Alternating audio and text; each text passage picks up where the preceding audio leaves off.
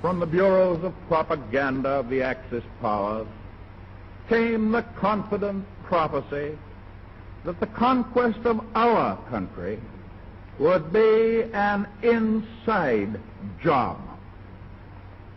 The determination of America must not and will not be obstructed by war profiteering. In the councils of government, we must guard against the acquisition of unwarranted influence, whether sought or unsought, by the military-industrial complex.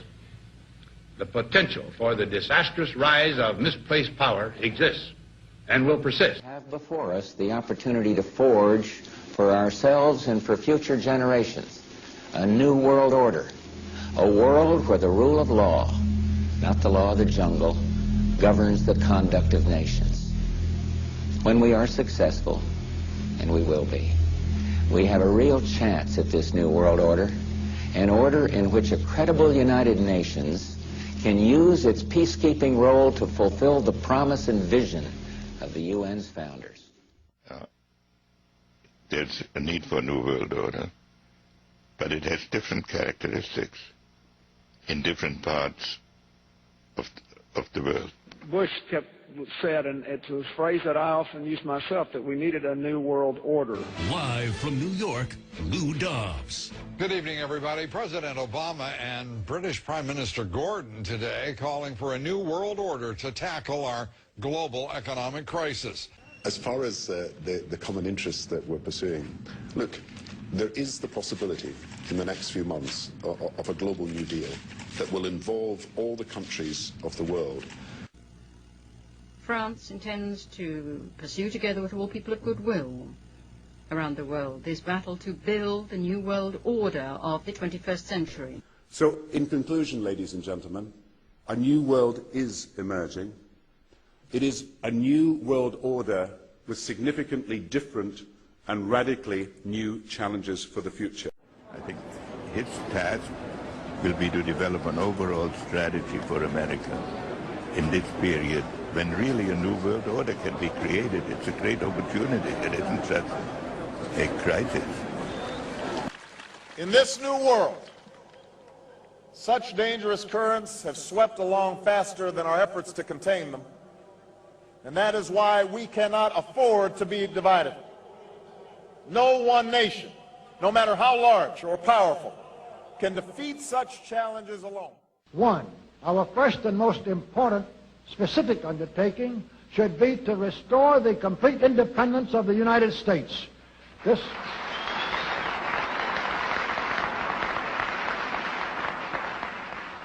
includes our resolution to get us out of the United Nations and get the United Nations out of the United States.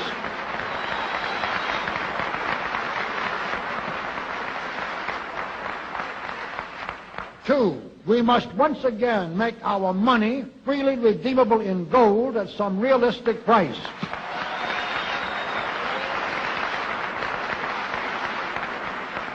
And we must take all practicable legislative steps to prevent a recurrence of the enormous thievery and other subversive crimes that have been perpetrated on the American people through a contrived inflation by every president from Franklin Roosevelt through Richard Nixon.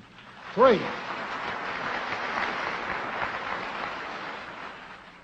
we should reduce the number of government bureaus, of government civilian employees, and the whole quantity of government by at least 50%.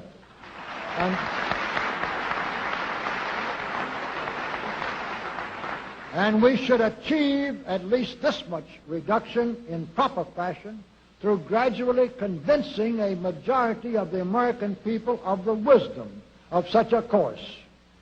Four, we should withdraw all American troops from every spot on earth that is not American soil, except when and where such troops may be required as decided by Congress to protect American lives and property from criminal vandalism.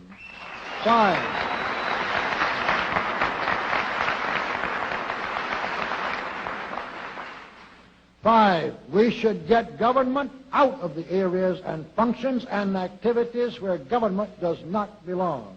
Again, Again, all steps to this end should be taken gradually, but nevertheless just as rapidly as enough of the American people can be persuaded to support such progress. Did you ever think in our lifetime we'd be getting lectures from the communist Chinese on capitalism, that Nicolas Sarkozy and other leaders of France, that we'd be getting lectures? Be criticizing us for spending too much. Criticizing America and warning America, interestingly, not to go down the path to socialism. But there is a big thing that's going to happen in London at this G20, and then they're hiding it, they're camouflaging it, they're not talking about it. Coordination of international regulation. What they are going to do is to put our Fed and our SEC under the control, in effect, of the IMF. Oh, come on. You believe they'll do this? That's what was in the draft agenda. They call it coordination of regulation.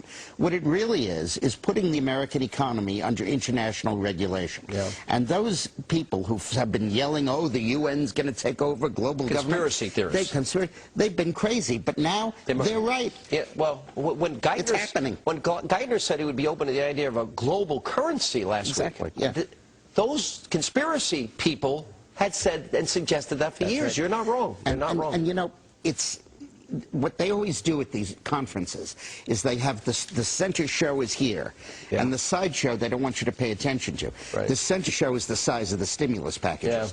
The real show is international regulation of the financial institutions, which is going to happen under the IMF control. And remember, the IMF is run by Europeans, the World Bank by Americans. But everybody does something that they can get in trouble for. I can follow as a police officer when I was in uniform. I could follow a car however long I needed to, and eventually they're going to do something illegal, and I can pull them over, and justifiably illegal to pull them over with. So just be aware of that. Don't think you're so innocent in such a thing. When you get stopped for a traffic ticket, everyone likes to be somewhat honest.